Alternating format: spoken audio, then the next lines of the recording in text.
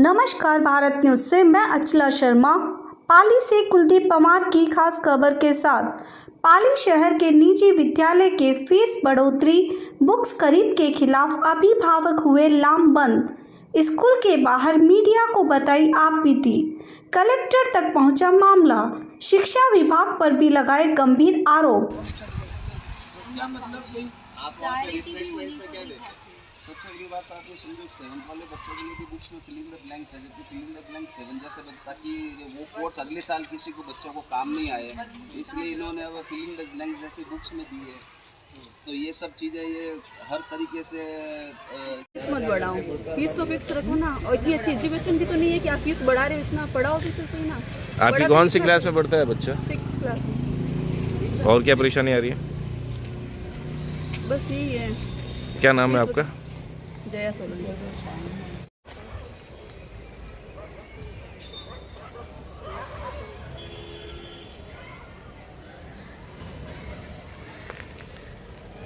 इस साल एसी के लिए भी इन्होंने बहुत परेशान किया था। आधे बच्चों में भी भेदभाव है, आधों को एसी में, आधों को नॉन एसी में। तो सबको रखो ना, 1000 रुपये। क्या सबसे बड़ी समस्या ये है सर कि जब से ये सेंट्रल एकेडमी ऑर्किड में कन्वर्ट हुई है, तब से हमने ये बाज़ार में भी देखा है कि बहुत सारे बच्चे पलायन हुए हैं दूसरी स्कूलों के अंदर। इसका मुख्य कारण ये है कि इसकी मतलब बगैर किसी की बगैर कोई नोटिस के फीस हद से ज़्यादा इंक्रीज़ की इन्होंने। और स्कूल के जो कोर्सेज़ हैं वो सारे स्कूल के अलावा बाकी बाज़ार में कहीं अवेलेबल नहीं मिलते हैं और मुँह मांगे इनके दाम मिलते हैं। मुँह मांगे दाम ये हमसे वसूल कर रहे हैं। अब नर्सरी की क्लास की अगर बात करें तो बच्चा 5300 रुपये का तो इसका सिर्फ कोर्स है। सिर्फ बच्चा करेगा कि उसके अंदर सिर्फ खेलने कूदने के लिए जब स्कूल जा रहा है, उसके अंदर इसका 5300 रुपये का कोर्स ले रहे हैं और 45,000 रुपये इसकी नर्सरी की ये फीस ले रहे हैं, जो कि मेरे हिसाब से बहुत ज़्यादा है। इनको स्कूल को जैसे आप ये गवर्नमेंट जैसे ये दवाइयों पे आप हर चीज़ पे प्रतिबंध करते हो, जैसे कोई कंट्रोल करते हो, ये स्कूल पे कंट्रोल क्यों नहीं हो रहा है? सबसे बड़ी बात है, सबसे बड़ी लूट जो है इन स्कूलों में मची हुई है आज के समय में।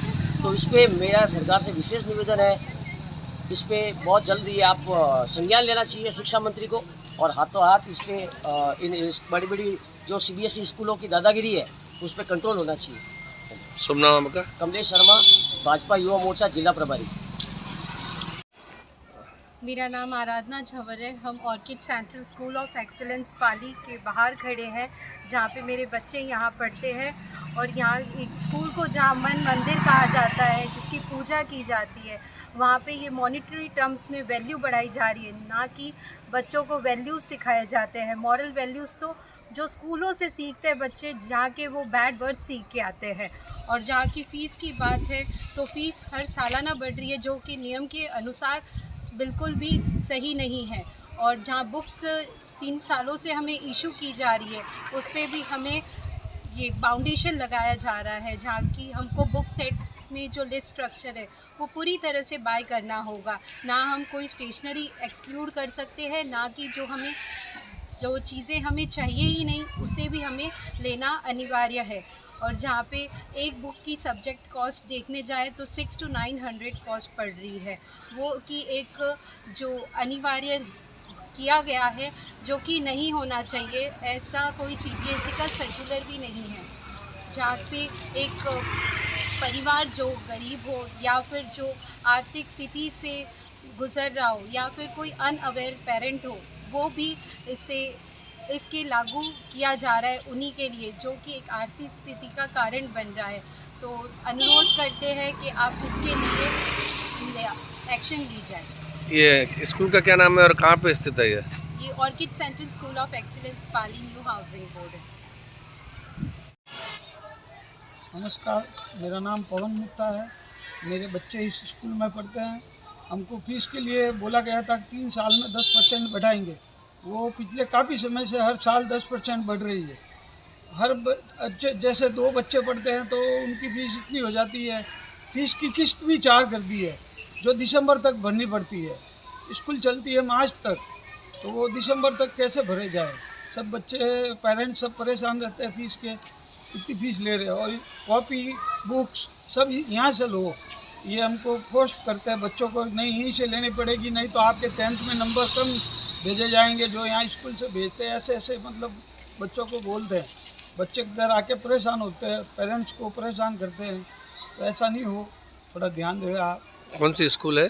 ये central orchid central academy housing board. शिकायत की आपने? किसी को कोई शिकायत वगैरह की है क्या? नहीं, मैंने ये मैडम को बोला था यहाँ पे। और मेरे बच्ची का 9th का रिजल्ट भी नहीं आया अभी तक। उन्होंने पहले तो 77% दिए थे, फिर पिछले कुछ नंबर ऐड करने तो उससे उल्टा परसेंटेज घटा के मतलब उसको रिजल्ट पकड़ा है। तो मैं आके बोला तो अभी तक वो रिजल्ट बना के नहीं दिया। और 10th क्लास में आ रही है, चालू है स्कूल उसकी। क्या समस्या है आप? हम लोग अभी, मेरा बच्चा orchid central of school excellence में पढ़ता है। ये 2 साल से सेंट्रल एकेडमी से कन्वर्ट होकर ऑर्चिड सेंट्रल में कन्वर्ट हुई है और बहुत सारे मनमानी यहाँ पे बच्चों पे थोपी जा रही है। स्कूल चेंज होती है तो यूनिफॉर्म के लिए बच्चों को बहुत परेशान किया जा रहा है। हर साल हर बच्चे को यूनिफॉर्म दिलाना तो अननेसेसरी। बच्चा यूनिफॉर्म है, जैसे विंटर के कोट्स वगैरह हैं, वो अगर बच्चा पुराने पहन के आ रहा है सेंट्रल एकेडमी के, तो इसमें पेरेंट्स की तो गलती है नहीं। कल हम नए दिलाएं तो 2 साल में हो सकता है ये तो और बेच देंगे स्कूल एक दूसरे को आगे से आगे। रोज़ बच्चों को ग्राउंड में 3-3, 4-4 राउंड कटाए जाते हैं कि आप पुरानी यूनिफॉर्म के क्यों पहन के आ रहे हैं, कोट और वगैरह। और नोट्स बुक के लिए भी बाउंड किया जा रहा है। नोटबुक जैसी चीज़ स्कूल से लेनी है, इसमें तो कोई कंपलसरी नहीं। 7 दिन हो गए बच्चों को बोल रहे हैं आप रफ बुक में काम करो, रफ कॉपी में काम करो, फिर जब फाइनल होगा तब आपको फेयर बुक में करवाएंगे, इस टाइप से। अच्छा, स्कूल के अंदर कोचिंग चलती है पेमेंट लेके स्कूल टाइम के बाद में। स्कूल के पीटीआई सर वगैरह 1500, 2-2 हज़ार रुपये महीने में स्कूल में कोचिंग चलाते हैं। और जो बच्चा कोचिंग में आता है उन्हीं को स्पोर्ट्स में पार्टिसिपेट कर दिया जाता है, दूसरे बच्चों को मौका ही नहीं दिया जाता है। इस तरह से एकदम प्रोफेशनल हो गई है, हर चीज़ में बच्चों को लूटा जा रहा है। और नहीं, अगर बच्चे उसमें सपोर्ट करते हैं तो बच्चों को परेशान किया जाता है। बच्चे घर पे आके पेरेंट्स को परेशान करते हैं तो पेरेंट्स भी देखते हैं चलो 10-5 हज़ार ज़्यादा लगा तो लगा, बच्चे की खुशी के लिए दो। लेकिन ये एक हर साल का नियम बन गया है। हर साल पढ़ाई की कॉस्ट एक बच्चे की 10-10, 15-15 हज़ार रुपये, स्कूल में 8-8 हज़ार रुपये का कोर्स, हर साल यूनिफॉर्म नहीं।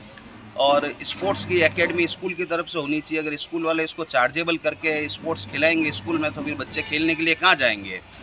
बहुत सारी तकलीफ़ें हैं। तो एक बार जो भी अधिकारी हैं या जो भी इसके संबंधित है उनको इस जानकारी लेनी चाहिए और थोड़ा सब पेरेंट्स को और सब लोगों को थोड़ा सपोर्ट मिले, यही हमारा कहना है। शुभ नाम आपका? रुपेश बलई।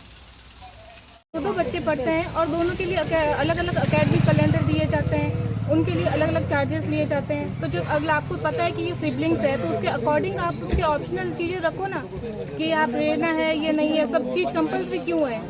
जब 2 बच्चे हैं और हर एक के लिए फीस का है तो आप हर साल इंक्रीमेंट करते हो फीस में। जैसे फीस में इंक्रीमेंट करते हो वैसे पढ़ाई का भी तो लेवल रखो। वैसे पढ़ाई करवाई नहीं जाती है बच्चों को, और वैसे जैसे बुक का लेवल है तो आप बच्चों को वैसा करवाओ, उसके अकॉर्डिंग बच्चों को पढ़ाई करवाओ कि बच्चे इस लेवल पे उठ सकें।